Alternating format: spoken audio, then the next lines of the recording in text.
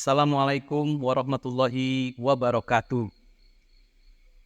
Sampurasun, alhamdulillah di kesempatan hari ini saya selaku dosen mata kuliah studi kepesantrenan dapat kembali bertatap muka, bermuajahah dengan rekan-rekan semua untuk bersama-sama kita menggali materi dari mata kuliah studi kepesantrenan.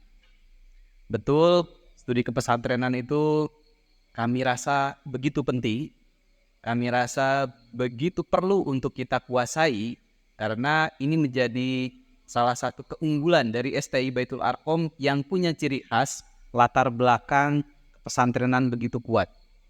Maka kita selaku mahasiswa STI Baitul Arqom perlu sekali menguasai berbagai poin-poin tentang pesantrenan dari landasan teologisnya, filosofisnya, teoritisnya, bahkan kepada turunan-turunan keilmuan tersebut dari aturan tentang pesantren dari negara, regulasinya, lalu juga manajemen operasional pondok pesantrennya, dan juga tentang ciri-ciri khas pondok-pondok pesantren yang ada di Indonesia. Tentu ditambah dengan rekan-rekan semua yang berasal dari latar belakang pondok pesantren di sekitar STI Baitul Arqom. Ada yang dari Baitul Arqom, ada juga yang dari pesantren Darul Ni'am, dari Baitul Rosyad, dari Badrul Ulum, atau dari pondok pesantren lainnya di Kecamatan Pacet ini. Kita akan bahas bersama tentang bagaimana regulasi pemerintah dari yang dinamakan Arkanul Ma'had dan juga Ruhul Ma'had. Ini akan kita bahas agar kita paham yang disebut pesantren itu secara sahnya, secara resminya itu apa saja. Namun sebelum kita masuk kepada materi, izinkan saya ingin menyapa rekan-rekan terlebih dahulu dengan absensi tentu.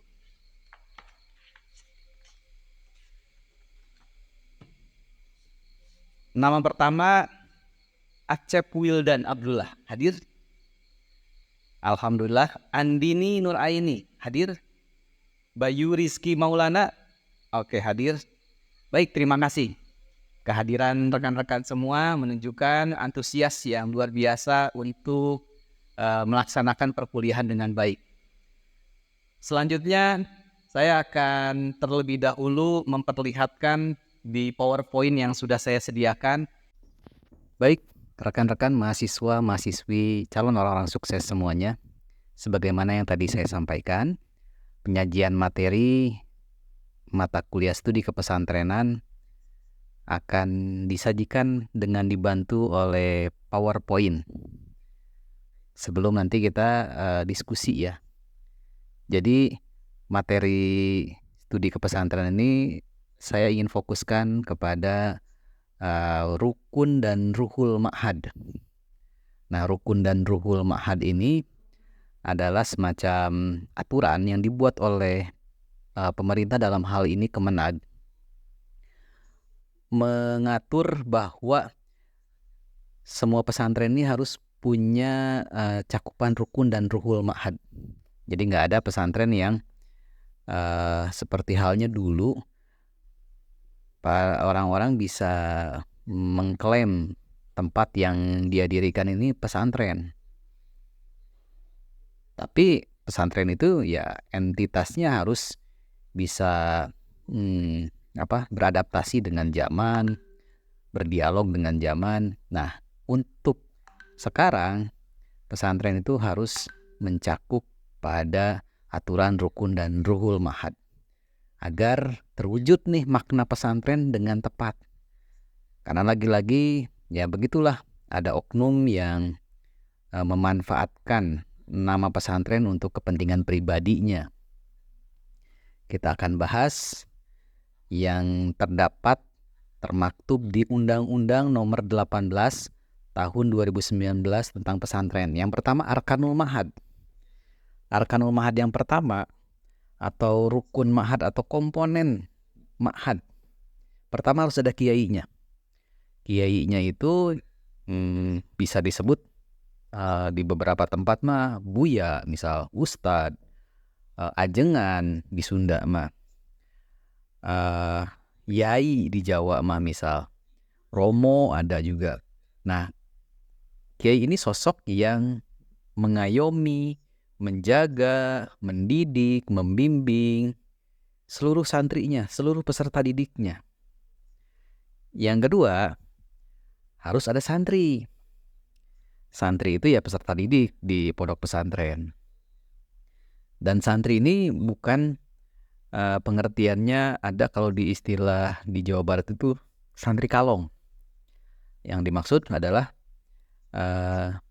peserta didik yang ngaji hanya di jam-jam tertentu, misal maghrib, isya, subuh, lalu pulang tuh. Kalau misalkan udah ngaji itu pulang ke rumahnya.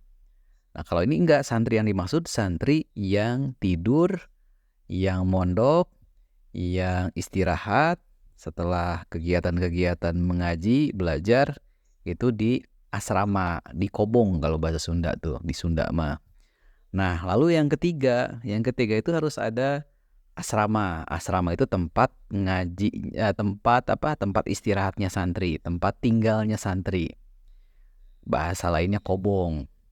Itu harus ada asrama nih. Jadi nggak bisa kalau dikatakan ada satu pesantren, santrinya tidur di teras rumah kiai, tidur di dapur kiai, dan nggak ada lagi tuh tempat selain di situ misal.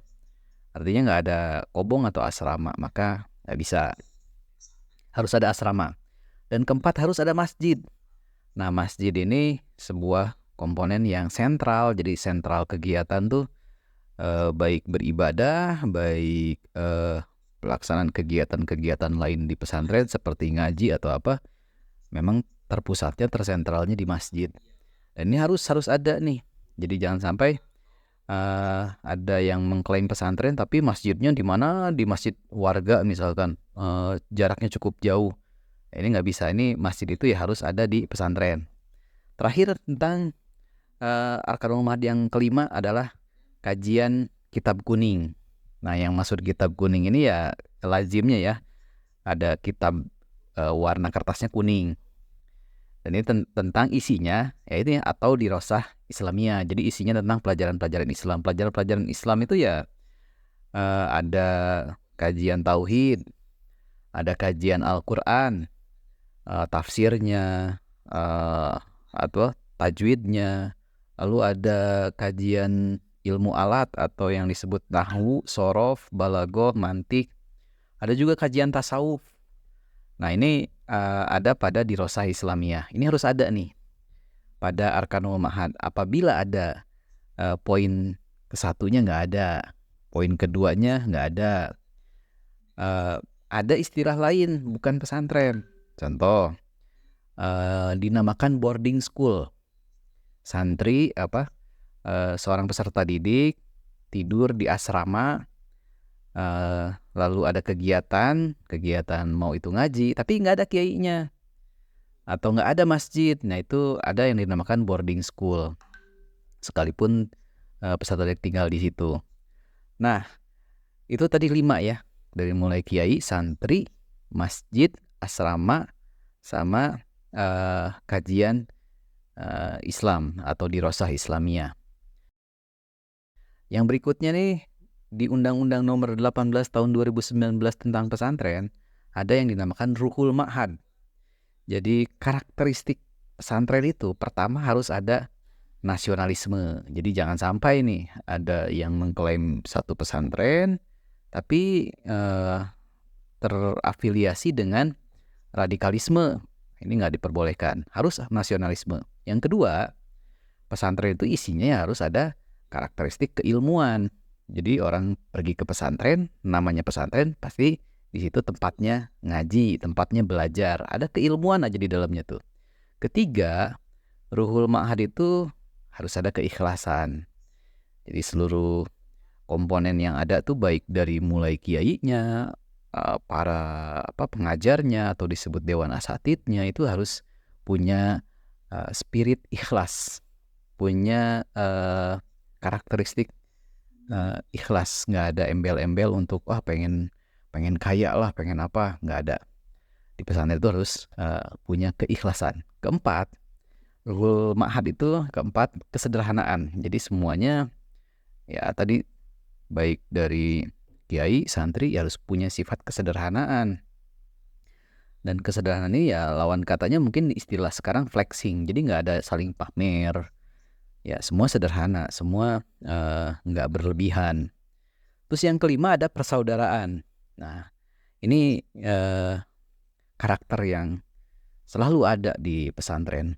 Ibaratnya kalau ada santri ini yang udah jadi alumni, ketemu dengan alumni di sesama pesantren di tempat yang jauh itu akan beda sekali dengan orang lain pada biasanya. Jadi alumni ketemu sama alumni satu alma mater tuh ibaratnya udah saudara, bahkan lebih dari itu. Betul-betul punya ikatan yang erat aja secara emosional. Nah, ada persaudaraan. Itu baru contoh kecil, tapi pengertiannya lebih luas daripada itu. Bahwa santri dengan santri, kiai dengan santri, itu udah ibaratnya kiai itu ke anak, misal ke santrinya tuh. Santri ke kiai itu orang tua, santri ke santri lagi itu saudara gitu. Dan yang keenam ada karakter kemandirian. Ya, otomatis semua dididik mandiri santri itu. Ada nih nilai-nilai kemandirian bahwa mereka harus beres-beres sendiri, menyiapkan segala sesuatunya masing-masing sendiri, mandiri lah. Dan itu menjadi karakteristik dari pesantren. Terakhir, yang ketujuh, nah ini harus ada keseimbangan.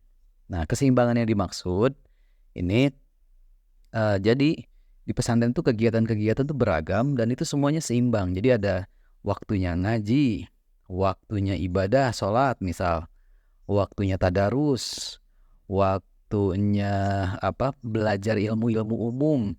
Banyak di pesantren sekarang sudah menyediakan kegiatan belajar tentang desain grafis, belajar tentang robotik atau ilmu-ilmu sains lainnya. Juga ada sarana hiburan. Jadi penatnya santri itu ada solusi di pesantren itu ada misalkan lapangan basket atau lapangan sepak bola atau bahkan di beberapa pesantren menyediakan sarana untuk olahraga memanah. Jadi ada kalanya santri bisa hiburan dengan olahraga kah, dengan bermain kah. Nah itu keseimbangan, waktunya ngaji, waktunya istirahat, waktunya bermain. Ya di pesantren begitu, seimbang. Nah itu tadi dari rukun ma'had, dan yang terakhir tadi dibahas adalah ruhul ma'had. Nah itu harus ada. Rukun ada 5, rukun ma'had, kalau ruhul ma'had ada 7. Nah itu harus ada, dan kalau nggak ada ya nggak bisa itulah disebut pesantren. Mungkin disebutnya majelis taklim, atau tadi saya bilang ada boarding school, seperti itu. Silahkan rekan-rekan yang mau bertanya, kita buka ruang diskusi sekarang. Alhamdulillah rekan-rekan semua, dari sepanjang perkuliahan yang telah kita lalui barusan, mudah-mudahan dapat memberikan wawasan, pengetahuan, ilmu, dan hikmah yang insya Allah bermanfaat untuk nanti rekan-rekan menjadi penggiat pendidikan, menjadi guru, menjadi dosen, memahami bahwa ada opsi, ada pilihan model kependidikan, model pendidikan yang tentu memiliki keunggulan, yaitu pondok pesantren. Mudah-mudahan juga ini menjadi suatu ide atau gagasan bagaimana mengembangkan pendidikan melalui model ala pondok pesantren. Kita ketemu lagi di minggu yang akan datang dengan materi tentu yang lebih menarik tentang pondok pesantren yang materinya nggak pernah habis-habisnya. Terima kasih atas atensi dari semua. Billahi taufik wal hidayah. Wassalamualaikum warahmatullahi wabarakatuh.